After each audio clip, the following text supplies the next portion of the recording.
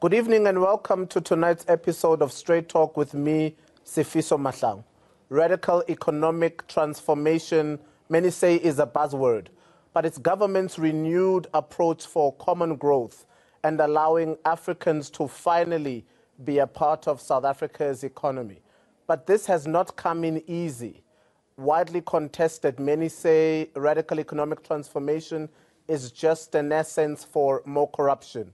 I'm seated next to the leader of AfriForum, Mr. Ernst Roets, who comes to dispel many notions on radical economic transformation. Mr. Roets, I welcome you to the show.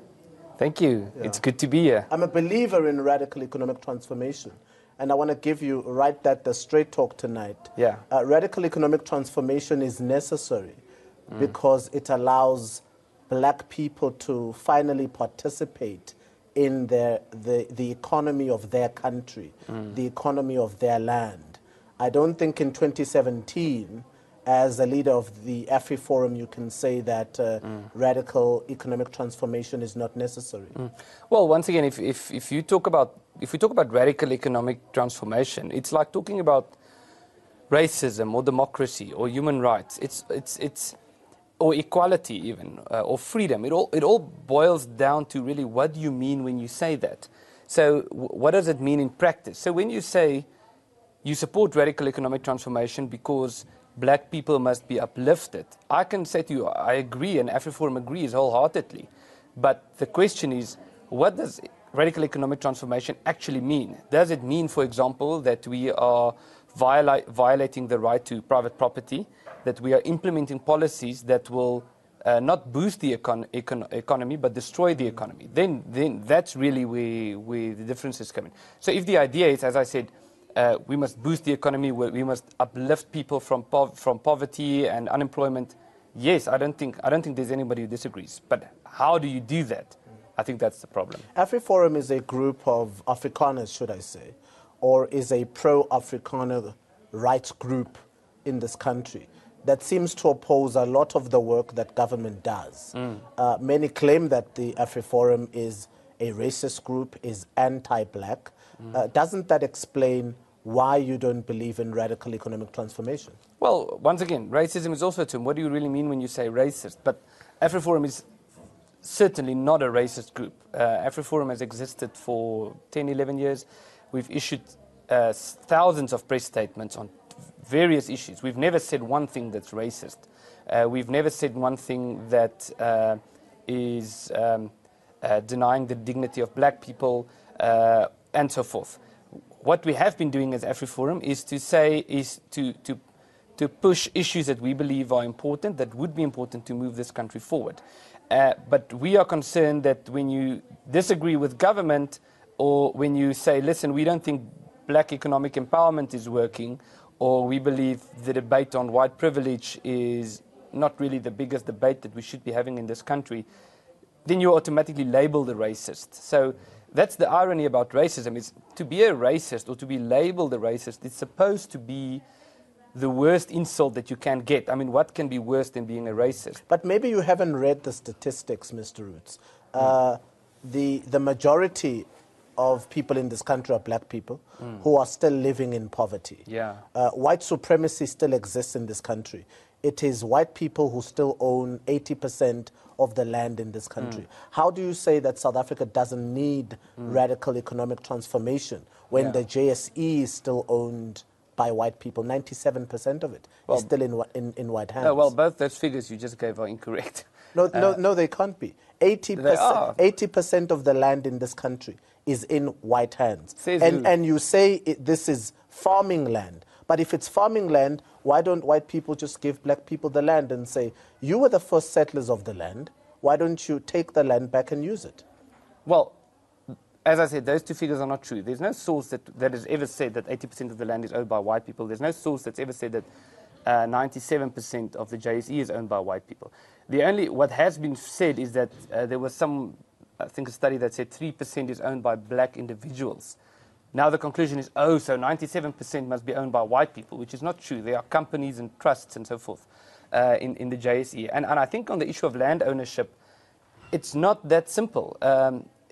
It's not that simple. Once again, when we're talking about radical economic transformation, the notion is we must boost the economy. We must uplift people from poverty. Minister Ayandan Dlodlo wrote the article, Return the Land to its rightful owners. You responded to her and said land expropriation is a fallacy, that black people cannot inherit the land. The land should not be expropriated because government has failed to expropriate land in the 23 years of democracy. I mean, you can sit here and say, my statistics are wrong. I have it on record. You wrote back to her. If you really feel that black people in this country should inherit their land, why did you respond and oppose everything that she said? Well, I actually oppose two things. There's two problems with the whole land reform debate.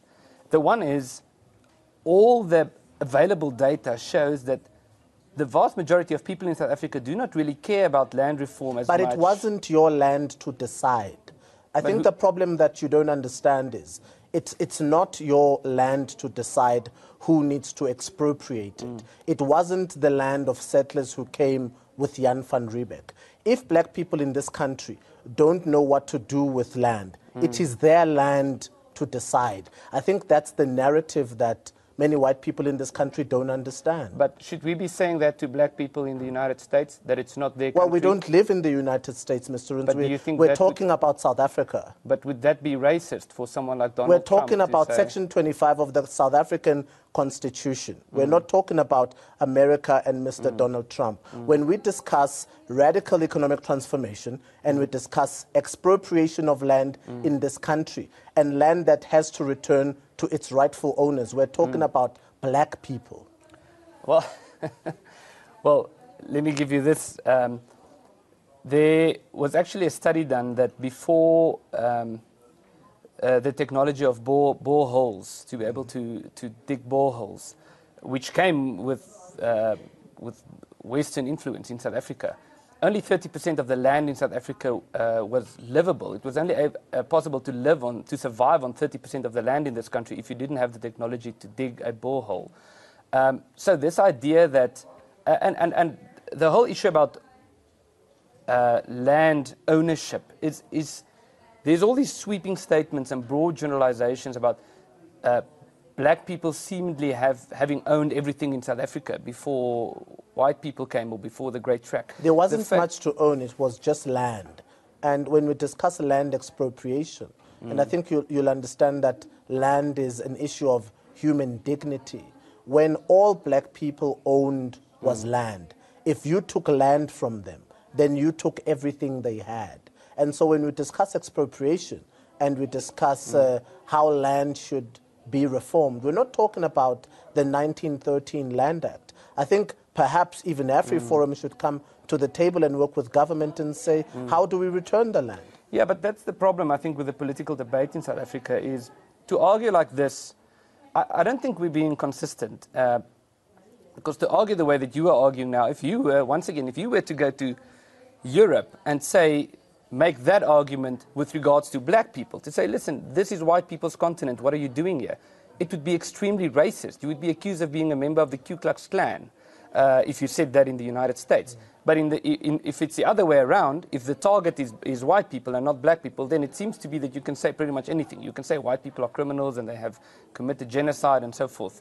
So we have this narrative where white people can be accused of virtually anything, but saying the same thing about black people would make you a racist. And that's a narrative that we need to break. And it's also, we see that narrative especially on the issue of land reform. According to Census 2011, 76.4% of the South African population is black people. That is the majority. And it is the majority who lost their land.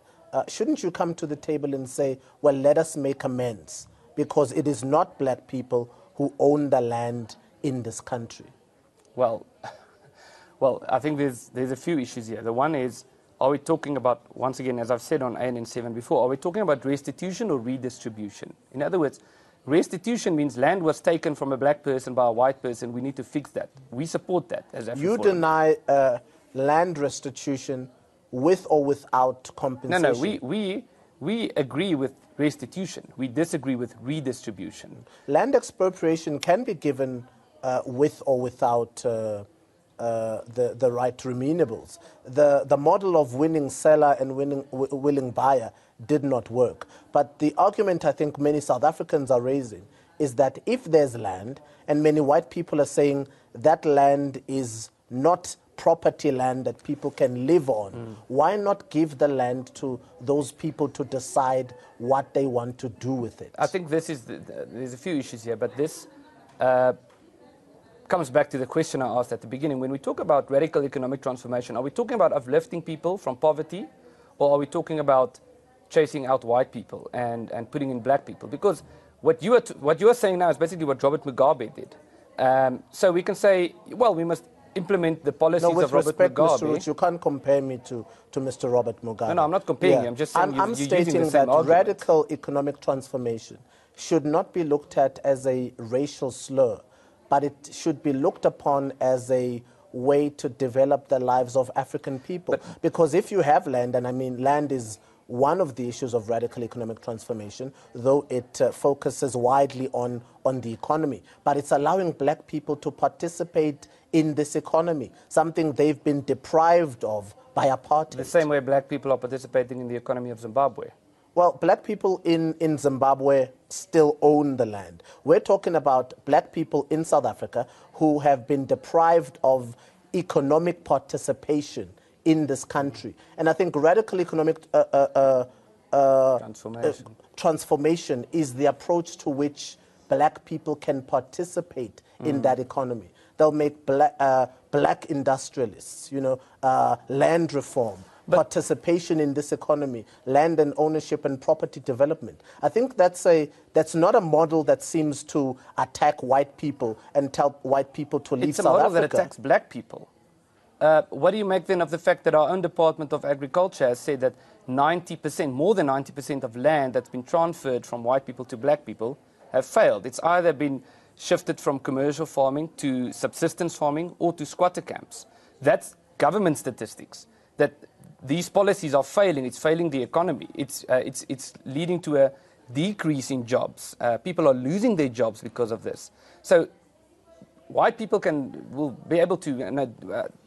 That's not the biggest problem. So will the problem you then is what will the impact of this be on black people? With the status quo of a majority that is without land and a minority that owns land in this country? What I'm not satisfied with is the fact that the majority of black people in this country do not get proper education, do not get proper training. We have schools that are completely dysfunctional. And so the education issue is one of the major problems. And the other issue is economic policy. The policies that our government is implementing is destructive to the economy. It's not allowing people, it's making it very difficult for people to start their own businesses, to start their own farms because of all these government regulation and so forth. The issue is not simply, there's no quick fix for poverty and unemployment. We can't say, listen, we're going to take whatever this white person owns and give it to this black person who doesn't have the same wealth or property, and that's going to solve the problem. If it's not, if we don't have proper education and if we don't have proper economic policy, we're doing the exact same thing as Robert Mugabe. I don't think anyone should claim that radical economic and economic social transformation is going to be an easy job. It's going to take a lot of time. Well, it's easy to destroy the economy. But if they don't begin now, when will it come to pass? I mean, all the deficits of apartheid that have been left in this country, Mr. Roets, I think you can see and understand that these things need to happen. Transformation needs to come. But once again, what do you mean when you say transformation? Do you mean uplifting people from poverty and unemployment, or do you mean taking the stuff that white people have? Because that's the problem that we have, is that's not solving anything economically, and it's based on a misguided approach to how the economy works, and I think that it comes back to the so-called white privilege issue. People who argue about white privilege are not able to differentiate between privilege and achievement. So when a white person has a nice house, the only possible conclusion in this country can be he has a nice house because he stole something. No, I can give you the stats on white supremacy. What are they? And an Oxfam research study shows that white people in this country still make 4% more than men. Women, are downtrodden. White men in this country still make 4 times more than their black counterparts. But that's not statistics on white supremacy. I mean, if white men in 2017 still make more money than black men in this country, that is white supremacy. So would you call in a democratic society, in a democratic constitutional democracy, why should white people still earn more than black people? Are you saying having wealth makes you a supremacist? No, why do white people earn more money than black people? Because they have proper education. There's proper education that was awarded by apartheid. We can talk about apartheid, but that was 25 years ago. That's white supremacy. And I think those are the deficits that radical economic transformation wishes to engage. No. If you gave radical economic transformation a chance, I think it's doing the exact opposite. It would allow that black people in this country would emancipate. Radical economic the very emancipation that was not allowed by apartheid. No, it's doing the exact opposite. It's destroying the education system. What you're saying sitting here is that apartheid was a good thing because it made white millionaires. Well, I haven't said anything close to that. I'm saying that you cannot simply say if someone has wealth, that means he's a supremacist. That's what Adolf Hitler said about the Jews in Germany. He said these people are supremacists because, look, the average Jew in Germany has more wealth than the average German. That's what the Hutus said about the Tutsis in Rwanda. The average Tutsi has more wealth. That means they're a bunch of supremacists. Well, the white people in this country, many claim, have more wealth because they absorb the land, they run the economy, because they had the defenses of apartheid on their side. That's why they're equipped, as you say. So it's got nothing to do that with the fact that black people are perhaps incapable. I think if the government of apartheid ministered to only 10% of the population, of course white people had better education, because the government of apartheid simply ministered to 10% of the population. The other 90% got the worst type of education. It was called Bantu education for a reason. Well, we can talk about the problem, but this is the whole issue with this so-called buzzword, radical economic transformation. We can talk about the problem, and I think the problem has been dissected to such a degree that it's hard to miss anything. If we talk about unemployment, and yes, the average white person in this country owns more than the average black person. You would have to be blind to pretend that that's not the case. But the question is not what is the problem. The question is what is the solution to the problem. And the solution to the problem cannot be having more aggressive government regulation, depriving people of the right to own private property, having government-owned land, because that's what land reform is really about, having government own everything and people being able to use government property. That's what the Republic of North Korea is doing. That's what's happened in Venezuela before they crashed the economy. The only real solution to poverty and unemployment in this country and inequality is really to invest in the education system. I mean, there's been polls have been done about schools that are mostly attended by white people as opposed to schools that are mostly attended by black people. In the so-called white schools, the teacher attendance is about 7 hours per day. In the average black school, it's 3.5 hours, 3.5 hours a day. So there's an enormous crisis in terms of education in this country, and it goes from basic education, it goes to tertiary education. And then we have all these government regulation policies that makes it difficult for people to start businesses. I heard the leader of the DA say in Parliament that radical economic transformation will not work in South Africa because it hasn't worked in countries such as Venezuela. And my question is always, how do you know unless you've given it a chance? But let's look away from radical economic transformation, Mr. Roets. I think you've made your point perfectly clear that you don't believe in radical economic transformation and you don't believe in the emancipation of black people in this country. Those two are opposites. Let's talk about AfriForum. Yes. Recently, we believe in the emancipation of black people, but we don't believe in radical economic transformation because the two are not the same. You recently absorbed Mr. Gerrie Nel into your organization, appointed him as the head of investigations. Private so he's prosecutions. the private prosecutor. Yeah. Of all the avenues that a man with a reputation of Gerrie Nel, why did he go to AfriForum?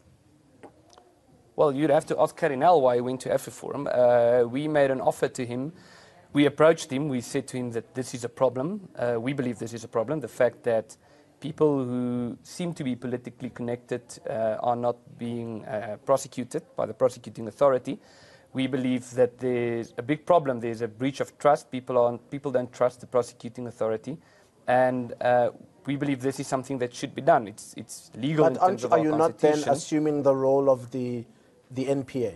No, it's not possible to assume the role of the NPA, because the only way to do a private prosecution would be if someone is charged for a crime and the NPA decides, we've looked at the evidence and we've decided we're not going to prosecute this person.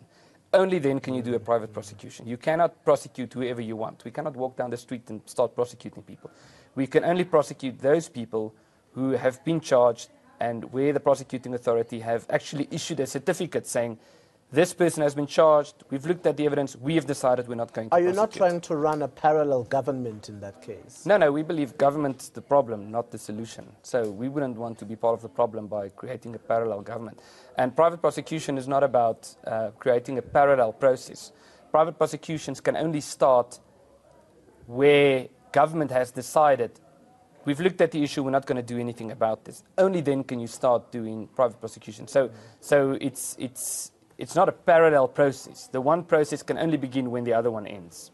A University of South Africa professor wrote a paper and called it the Gerrie Nel exposition, and stated that Gerrie Nel would leave with documents, perhaps even mental documents, of cases that he failed to prosecute within the NPA.